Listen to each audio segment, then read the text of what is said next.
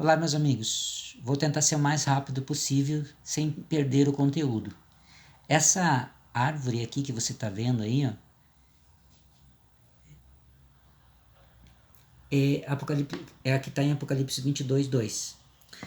Eu vou ler aqui o texto para você e explicar essa questão. No meio da sua praça, de uma outra margem do rio, está a árvore da vida, que produz 12 frutos, dando o seu fruto de mês em mês, e as folhas da árvore são para a cura dos povos. Aqui tem um B, você está vendo um B ali no texto?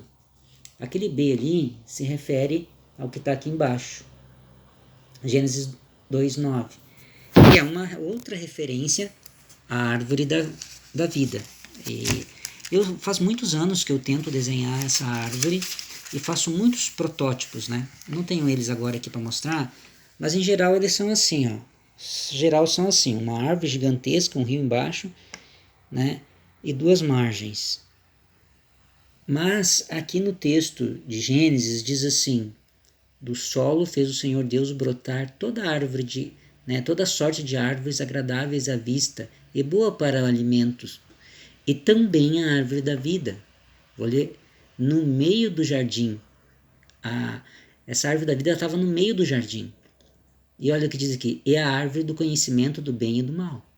Então aqui em Gênesis ela está no meio do jardim, não fala sobre o rio, mas fala que também tem a árvore do bem e do mal. Mas lá em Apocalipse, e lembrando que aqui todo mundo interpreta isso como literal, e eu vou tomar como literal essa parte.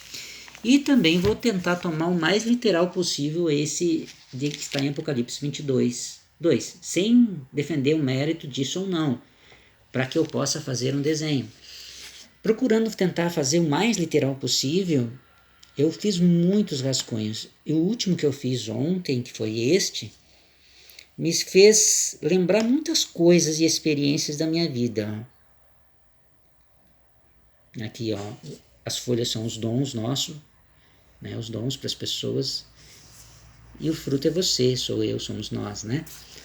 Mas vamos lá, vamos entender esse desenho que eu fiz, né, ontem à tardinha, refiz ele. E hoje eu dei uma pintadinha nele para ficar um pouquinho mais apresentável, né? Então nós temos aí o trono de Deus, o Cordeiro de Deus. Se você ler Apocalipse 20 até o 22, aí onde chega nesse texto que nós conversamos, você vai ver que tem o trono, tem o Cordeiro, né, e tal. Então eu desenhei o trono, desenhei a cruz, que simboliza ali também o Cordeiro, que sacrificou por nós, o Cordeiro de Deus que tira o pecado do mundo. E do trono e do Cordeiro saem o rio. Nós sabemos pela palavra de Deus que o rio, por muitos textos, que o rio é o Espírito, né?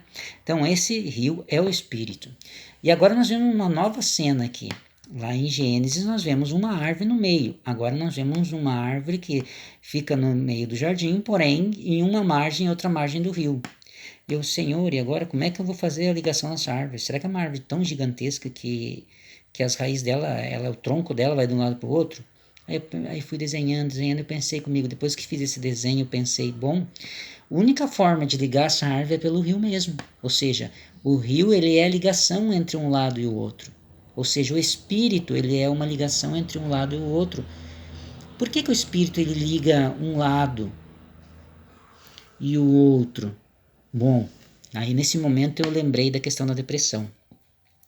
Muitas pessoas hoje têm depressão, ansiedade, essas coisas, e eu tive também. Não vou aqui entrar no mérito do porquê, mas foi uma grande decepção que me balançou, e como eu já produzia pouca serotonina, baixou mais ainda.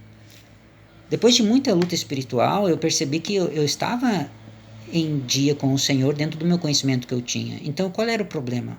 Aí uma doutora explicou: Joel, o teu problema não é espiritual, o teu problema é físico, químico. Teu corpo não consegue produzir a serotonina necessária. Você vai tomar remédio, vai aumentar a tua serotonina, e quando você parar de tomar o remédio, ela vai baixar um pouco, mas vai continuar no equilíbrio. Isso, eu tive fé nisso e fiz, e graças a Deus aconteceu. Então, Essa luta do corpo contra a mente é que hoje em dia causa depressão e ansiedade. Porque a mente, ela sabe tudo o que tem que fazer. Ela sabe que tem que emagrecer, ela sabe que tem que fazer exercício, ela sabe que tem que estudar mais, sabe que não pode comer certas coisas, mas ela não consegue controlar o corpo, que gosta de comer mais sal, de comer fritura e não está nem aí para exercício, né?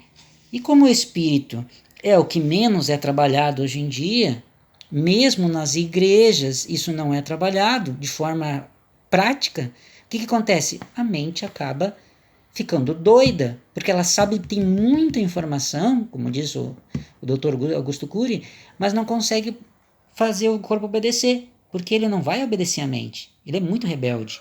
E a mente não tem força para isso, para falar a verdade. Se tivesse força, entende? Qualquer um seria musculoso. Você já viu aquelas pessoas que são morbidamente obesas e que de repente elas mudam a sua vida? Por quê? Porque o espírito delas mudou. E elas fizeram a sua mente obedecer o seu sonho, o seu espírito, o seu ideal, de tal forma que a mente se subjugou e o corpo também. E elas se tornaram uma pessoa diferente. E na vida religiosa é a mesma coisa. Se a pessoa não compreende esse processo, ela não tem como vencer. Ela vai estar sempre ligada às coisas da mente. Ela vai estar sempre ligada a doutrinas, a teologia, a pessoas, a igrejas locais, a igrejas como casas. Entende? Deus está sempre limitado. Sempre limitado. Mesmo as pessoas que nunca ouviram falar de Deus e que vencem na vida pelo Espírito, um Espírito forte, elas têm o Espírito de Deus sim. E digo mais, querer achar que pessoas que não conhecem a Bíblia, não conhecem a Deus, não têm Deus, é limitar a graça e o poder de Deus que Ele nos deu. Então veja que o maior problema é que nós estamos sempre lutando contra. O apóstolo Paulo disse, né, que a nossa luta não é contra a carne, contra o sangue, mas contra as potestades e principados no reino celestial. Quando você começa esse combate, estas outras coisas vão se alinhavar, vão se subjugar e vão caminhar no espírito. Então, quando eu fiz essa árvore aqui, eu comecei a pensar, nossa Senhora, ou das duas uma, ou a árvore da vida, né, que era todos os três juntos numa só, agora se juntou com a árvore do conhecimento do bem e do mal, ou simplesmente o Espírito ele faz essa união. E ele vai entrelaçando essas duas coisas. E ao longo da nossa vida, a gente vai crescendo na graça, no conhecimento da pessoa do Senhor Jesus e vai permitindo que o Espírito dele, de obediência ao Pai, de submissão ao Pai e de submissão àquilo que é verdadeiro e maior do que a gente pode colocar dentro de um quadrado, dentro de uma religião, dentro de uma, né, enfim, limitando a Deus. Quando a gente começa a crescer nesse edifício de Deus, as coisas vão modificando, até geneticamente, né? Vão modificando até nós nos tornarmos um novo ser, uma nova criatura e sermos o fruto, né? Ou darmos o fruto necessário, comermos desse fruto necessário, como diz ali no Apocalipse 22, né?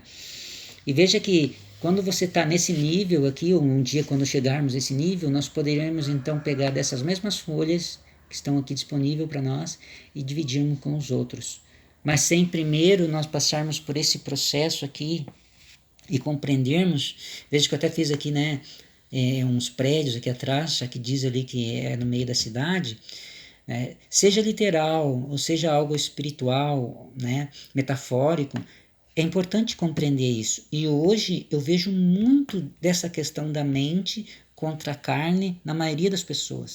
Mas se você não usar o espírito que foi dado, né, de graça, sem, sabe, isso que é importante, o espírito foi dado de graça, sem mérito, sem fechar num pacote, numa igreja, num quadrado, ele foi dado para todos. É só aprender a usar o espírito, a determinação, e o resto a gente vai conseguir ao longo da nossa vida com o Senhor, que não há outro nome dado, né, como é dito, para que a gente possa alcançar esse nível.